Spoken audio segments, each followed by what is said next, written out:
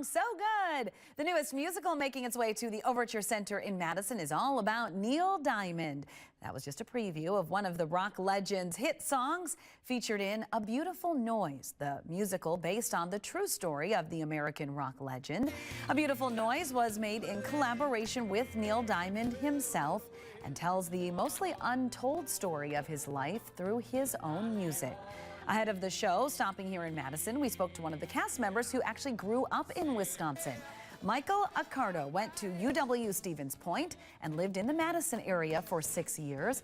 Accardo, who plays Neil's record producer in the first act and his father in the second act, says you don't have to be a Neil Diamond fan to enjoy the show.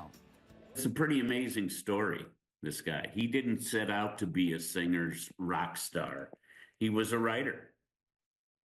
But then somebody important heard him sing and said, wait a doggone minute. The show will be in Madison tomorrow, March 18th through Sunday, the 23rd. There are still tickets available. If you're interested, head to overture.org.